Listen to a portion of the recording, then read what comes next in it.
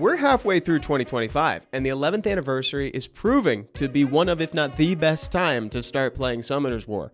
So, let me tell you about the best units that new players should be using in 2025. We're going to keep it to a fully farmable list today. The goal is just to try to make the beginning of the game a little bit more approachable for new folks who might have downloaded during the 11th anniversary. These are in no particular order, but I am very deliberately starting with Veromos, the Dark Ifrit. Once you fuse one for yourself with the fusion hexagram, you'll use him in Giants, Dragons, Trial of Ascension as crowd control, and you can even bring him into RTA to counter debuff comps once you're ready for the competitive side of Summoner's War. If you're using Veromos as part of your dungeon teams, lately my favorite build has been a hybrid damage support role. So to get there, eventually you'll want to shift him over to something resembling a rage build with high crit rate and crit damage. You can put him on speed, crit damage, HP on your 2, 4, and 6 slots. Though considering that this video is aimed towards newer players, that's easier said than done. So to start out, rune him on Swift, put him on speed, HP, and just have him be in a support role fully. You can transition him over to damage when you're ready.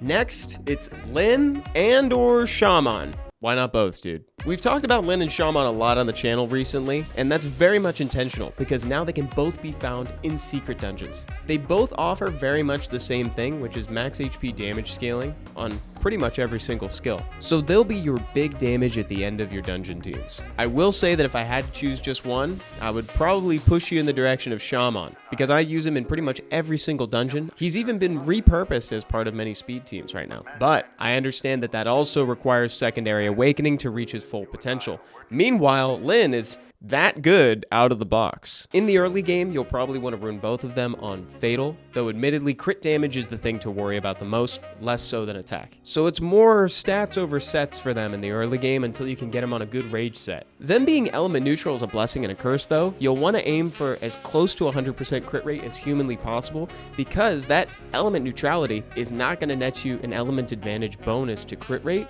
unless you're against a dark boss like in Necro. Second Awakened Spectra is next. Let's just put the birds together, right? He's in our starter guide to dragons on the channel, and he's also still a part of my favorite free-to-play TOA team. Turn denial and crowd control is extremely important, and that's what Spectra does best. But he'll also bring a little bit of single target damage to your team. You'll want to rune Spectra similarly to how you'd rune a Shamann. Because of his high base stat, speed is less important on Spectra than it is on some of his contemporaries and other monsters in general. 126 is ridiculously high, so it might be better for you to actually try to slow him down a little bit so that way he makes sure to move after your defense breaker. You don't want all that big damage to go to waste. Next is Fran, the Light Fairy Queen. You'll use Fran anywhere you need a healer. Nowadays, I use her in raids and on my free-to-play Trial of Ascension team. You're going to hear TOA come up a lot in this video, and that's on purpose. It's because Trial of Ascension is consistently one of the best ways for new players and returning users alike to get rewards monthly.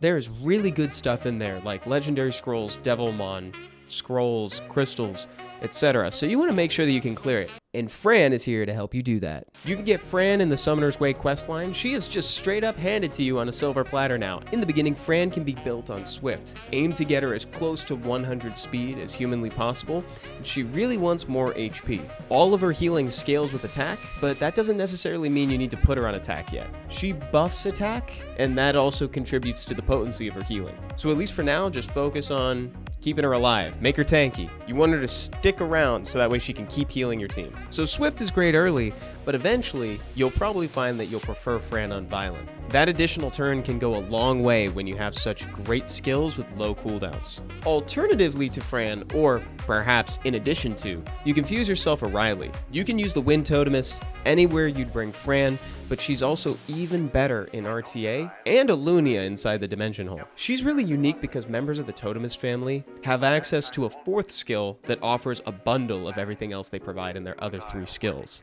And that makes her kind of difficult to play around in PvP environments because you can't silence her because she'll still have access to her first and fourth skill, and Oblivion doesn't do anything because she doesn't have a passive, even though it kind of feels like she's got a passive. Maybe that's why she was included in the list of the top 10 units with fake passives on the channel. Riley loves being on Violent. With such high potency skills, She really makes use of those extra turns that you get through the set. With her, you can use skill 3 to cleanse and apply attack buff, and then proc into a skill 2. So now your whole team has attack buff and immunity. Put her on speed HP, just real tanky and fast, and I think you'll find that she's a great support monster.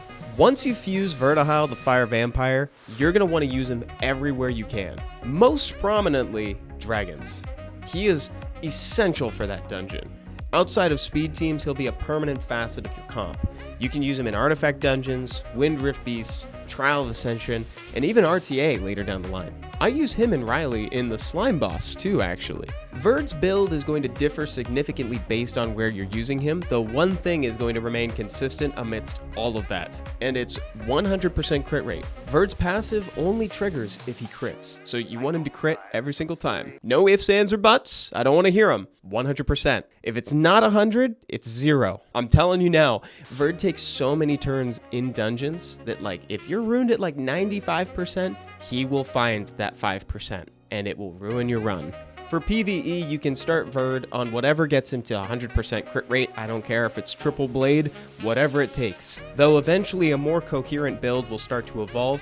For a support Verdehile, you can put him on Violent to just get as much attack bar as humanly possible. If you'd like to use a damage Verd, which is my preferred build, you can put him on Rage. If you're taking Verd into PvP within RTA, then you should probably try to sprinkle in a couple revenge sets. This gives him a chance to counterattack whenever he's hit. It's great up against comps with a lot of AoE control. We love triple revenge Verd, but lately I've loved double revenge Will Verd even more. Lately I find that making my opponent jump through at least one hoop before they can take him down is preferable to that extra 15% chance to counterattack. Next is Loren, the light cowgirl, who's available through secret dungeons. Loren's another one of those monsters that you're going to want to bring everywhere as soon as you build her. She's extra good in dragons as a defense breaker and damage setup, though I also use her as part of my solo R5 team, as well as on my Trial of Ascension teams. But I'm telling you, dude, the sky's the limit with her. You can use her in guilds, RTA, every avenue of the game. It's part of the reason why they gave everyone a transmog for Loren as part of the 11th anniversary. She's ubiquitous for very good reason, and if you click on any other video on the channel, you have about a 90% chance that Loren's going to be in it. She truly deserves the hype. Loren's another monster that's going to change significantly based on what you're doing. In the early game, Swift is the way to go. You'll want to rune her with as close to plus 100 additional speeds, similar to what you did for Fran. Now look, I know her type is attack, but that doesn't mean that you should necessarily rune her on attack. We're going to go speed, HP, accuracy, or speed HP if you can get enough accuracy in the substats on your 246. Swift is a perfect place to start, though she's also great on Violent, or you could rune her on triple fight as part of a speed team down the line. Just keep those in the back of your head, but truly Swift is great at the start. Honestly, there's kind of a parabola with Loren. You know, you start on Swift, you go into like Violent and triple fight, and it all comes right back to Swift at the end. Mine's on Swift right now. Next up, another monster that's just straight up handed to you in the Summoner's Way questline now, Tyron, the Water Sylph. Though he has use in other areas of the game, Tyron's on this list purely because of what he does to the waves of monsters in Trial of Ascension. This is supposed to be a turn-based game, but with Tyron in play, it looks like all the turns are mine, because the enemies are just going to sit there frozen. He has incredibly synergistic skills that will keep your opponents locked down, and that's just straight up the best way to clear floors on TOA. Even though he has hard crowd control on skill 3, I still like to put him on Despair. It's like, just in case something misses, sometimes Despair will apply that stun that I was looking for. Call it an insurance policy. Put him on speed, HP, accuracy, similarly to how you ruined your Loren. The last monster that we're going to talk about today is Crow, the Dark Inugami. Again, dude, the Summoner's Way questline is where it's at. And once you run this doggy through the Dimension Hole a few times, he'll be Second Awakened, and he'll turn into one of the best damage dealers in the game. Not even just for the early game. Everybody still uses Crow to some extent. Like the other damage dealers that we've talked about in this video, you can start him on Fatal and move him to a Rage set down the line. Super high crit rate is probably the most important stat for him. As such, you can put him on attack, crit damage attack, or attack crit damage HP if you want a little more survivability when you're going into the Abyss floors. For more details on how to use these teams, check out the complete guide to Kairos and Artifact dungeons on the channel. Is there anyone else who wasn't mentioned in the video but you would add to your own personal list? Leave it in a comment down below, and I'll see you guys next time. Thank you so much for watching. Bye-bye.